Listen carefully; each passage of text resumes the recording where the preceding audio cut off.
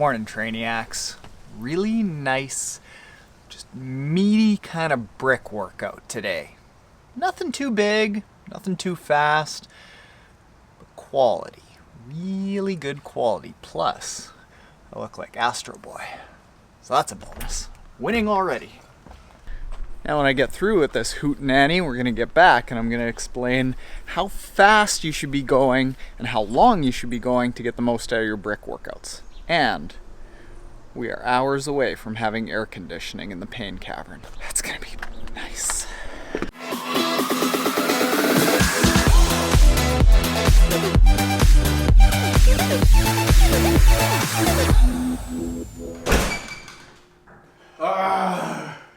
Good grief. 3-hour ride with a bunch of 20-minute sections at really low cadence, and then we had a strong west wind.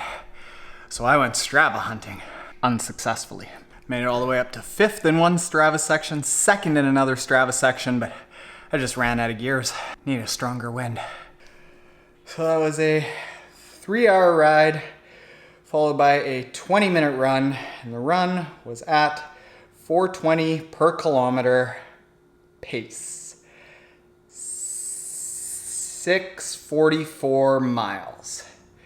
Enjoy this lovely montage of that workout while I go eat and put myself together. And then we talk about how to structure your brick workouts for sprint, Olympic, half iron, iron, as you start getting close to the season. Races. I need calories.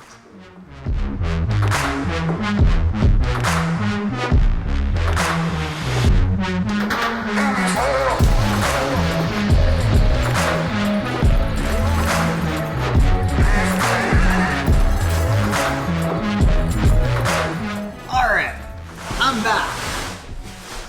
Now, I know that I've talked about brick workouts a lot in the past. It's my favorite workout. I think it is probably the most critical workout that triathletes, especially new triathletes, need to be doing.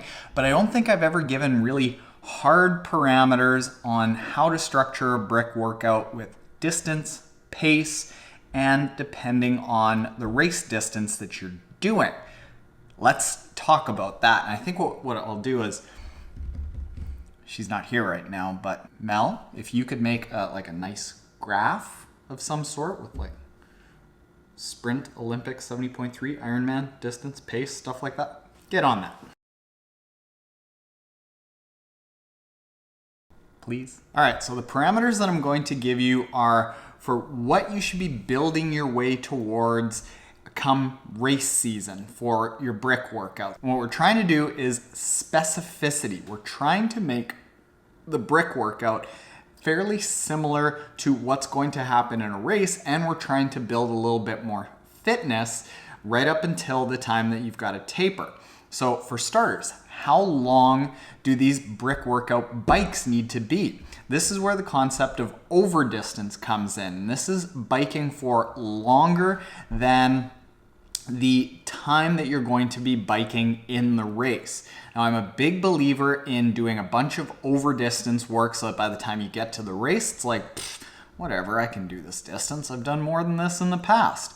But combining that really long bike ride that you'll do once a week with a short run after is going to be really, really effective come race day. So here are the distances that I recommend you working your way up towards in your biking by the time you get to within about 6 weeks of your key race. For both a sprint and Olympic, you can go about 50% longer than the distance of the race. So that means about a 30 kilometer, 18-ish mile bike for sprint distance athletes, a 60 kilometer, 37-mile bike for Olympic distance athletes. For half Ironman athletes, anywhere around 100 kilometers or more. I actually got up to 145K earlier this year. So you can see that the percentages over the distance that you'll be doing in the race are gradually going down, all the way to the point that Ironman athletes can be doing somewhere around 170 to 200 kilometer bike. And the reason for that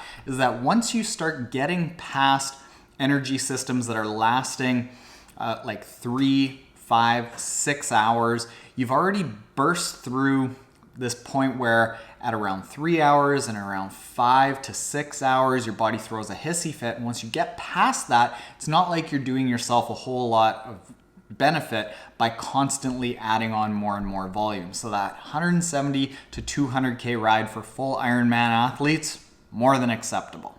So your pacing, you want at least half or more of your ride to be at or above race pace. And I'll give you an example of that.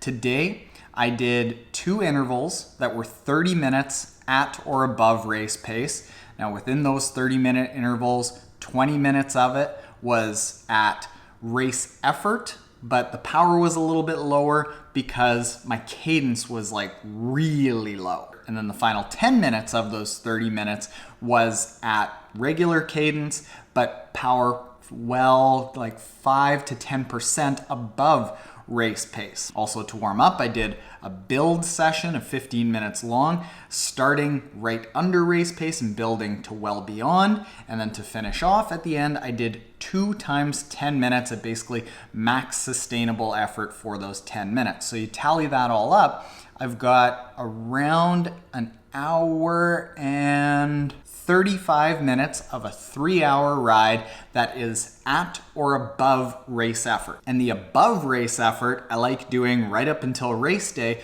because it's building. It's going to make it such that by the time I get into the race, all of a sudden race power doesn't feel nearly as difficult because I've been flirting with powers that are much more intense. And then when I start bringing it down, it's like, all right, well, I've done this distance, I've done this power, no big deal. The only way you can do that, however, is by breaking it up with intervals, because if I just said, hey, go out and ride for 3 hours at better than race effort, you're gonna be like, shot for the rest of your training week. So we end up breaking it up into intervals so that you can go above race effort, recover, go above again, recover, go above again, and you get that nice training effect of getting faster. Now for the run, here's where it gets a little bit easier for you. I recommend short brick runs most of the time. The purpose of a brick run is not to go and build a whole bunch of endurance. You just did that with a long bike. And by running really long off of a bike, you're setting yourself up for injury because right from the first step, your body is fatigued and you're going to be fighting keeping good form. For a sprint distance athlete, that's anywhere from a 5 to 15 minute run. For an Olympic distance athlete, anywhere around 10 to 20. For a half Ironman athlete, around 20 to 30. And for a full Ironman athlete, around 30 to about an hour would be about the longest brick workout run that you would do if you're training for an Ironman. Pacing on that run is fairly critical. There are 2 ways that you can start it, and I recommend doing both throughout the course of a year. Number 1 is starting off really slow, teaching your body how to build into race pace. And if you get in the habit of doing that, it's going to teach you the feeling that you're going to have to use to fight all that excitement in T2 with everyone cheering you on, you smiling and waving to your fans. And yeah, family can be fans. Let's say fans and family. Fansily. And with all that excitement, it's really easy to blow yourself up in the first couple of kilometers. So in these types of brick workouts, you build into race pace in 1.2 miles or 2K. You just slowly work your way up to it, holding yourself back. The opposite of that is training your body how to go out really hard for about 2K, 1.2 miles, understanding that probably come race day, you are going to go off of that race plan and probably go a little bit harder. So early in the season, I recommend just building into your steady state pace. Closer to the race, I recommend starting out at or slightly above race pace.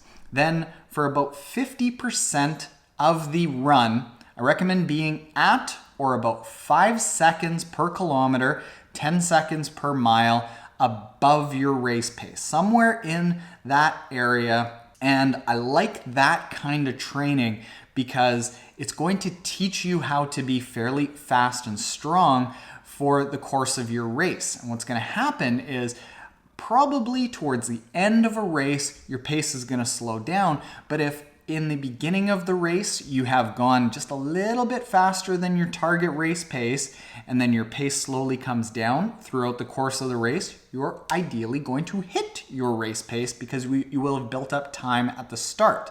And then the last chunk of that short brick run, I recommend being anywhere from 15 to 20 seconds per kilometer. That would be 24 to 32 seconds per mile above your race pace. I always like finishing with a really fast run so that you teach your body to build speed as opposed to lose it, which is probably going to happen.